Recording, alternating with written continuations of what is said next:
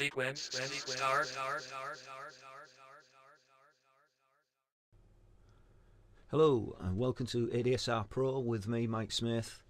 Going to take you on another tutorial today of audio tracks, setting them up. I basically have a saved audio track that has an EQ on it.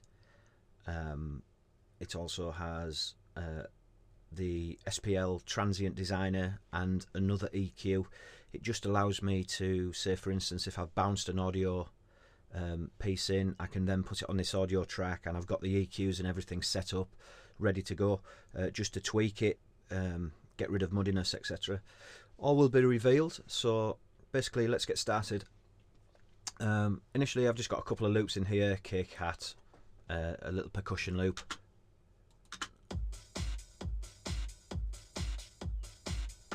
Nothing exciting, as you can see, no EQs or anything on there. So what we'll do is we'll create an audio track, stereo 1, there we go. Let's call this new audio. Let's color code it so we can see it. Now on this audio track I will first of all put an EQ. I use the Q10. And then we shall have a SPL Transient Designer, if we can find it, SPL Transient Designer, and then we'll also have FabFilter Q. Okay, so effectively that's what I would have on a standard audio track, just so I can get to work pretty quickly. I actually even set these up. I usually have a couple of high passes on there just to be sure. Usually it's about 30-40 hertz. Let's put it at, let's go about 34. And same, I normally have a low pass filter at about 17.5, and let's actually save that as a preset. Put into preset menu as Mic EQ1. The Transient Designer I'll leave standard, don't touch, and same with the FabFilter Q. I'd put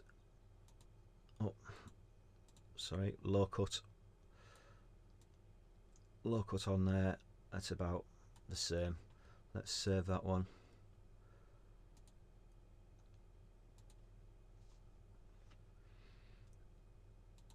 Save preset as MS EQ1. Okay. Now in Cubase, what I like to do now is if I right click here, save selected channels, and we'll call it MS Audio Basic EQ,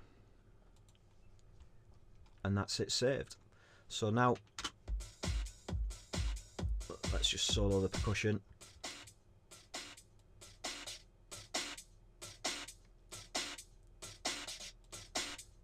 Now if I drop that down onto the audio track,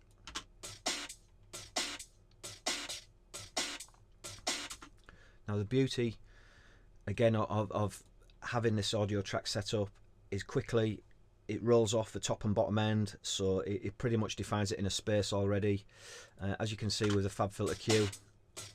Oh.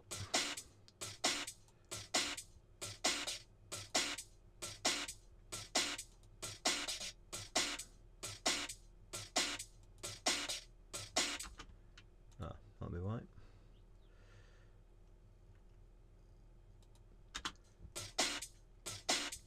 There we go. Now you could see this area, probably don't want that bottom end in at all.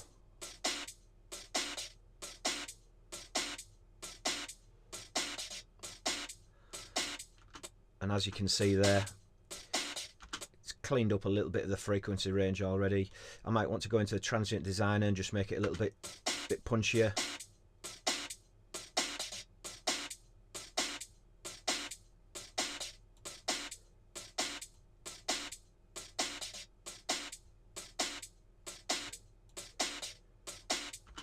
just brought them highs out, made them a little bit more clearer in the mix.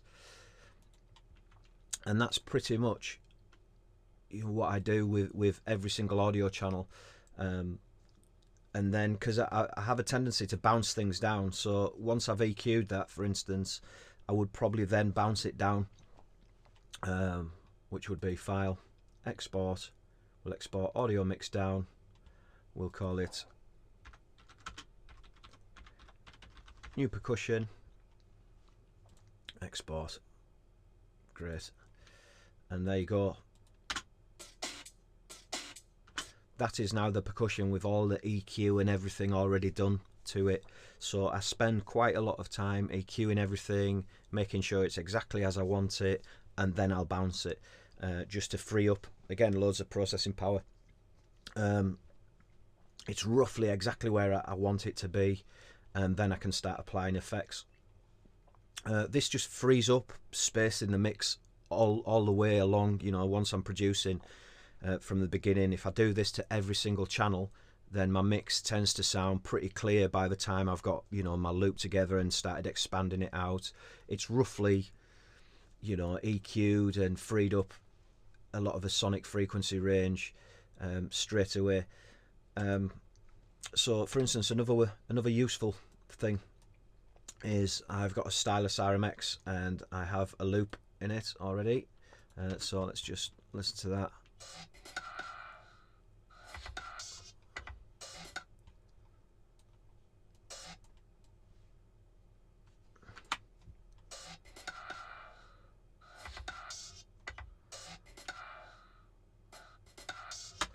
So what I would then do would be same again, File, Export, Audio Mix Down, call it Additional Perk, bounce that in. I would then put it onto my audio channel that I've created.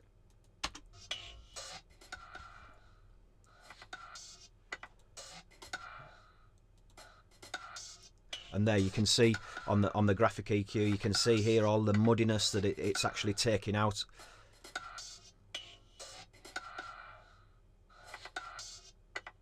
So I might only want that bit in the mix, bring everything else in.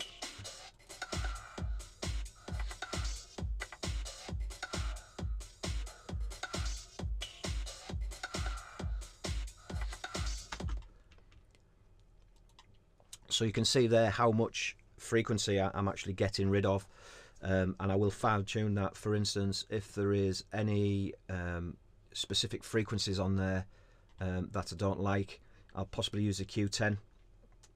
We'll pick a frequency, we'll boost the frequency, we'll put a real high Q on it, and what we'll do is we'll sweep through the frequency range till you find that frequency that's affecting the whole mix.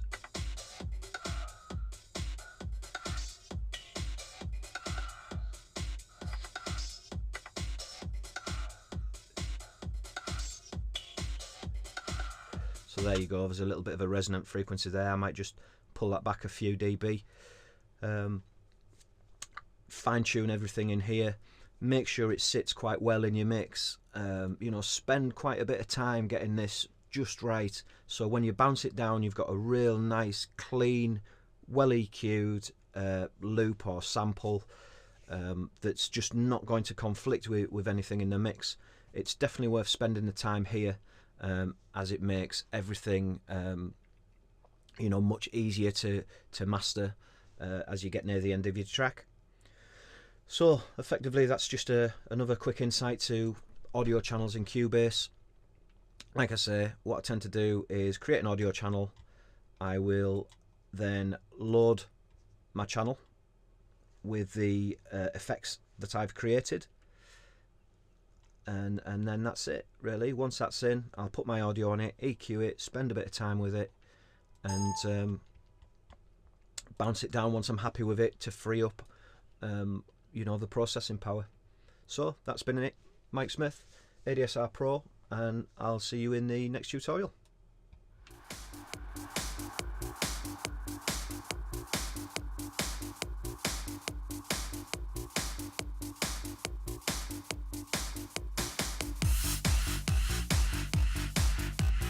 ADSR Pro.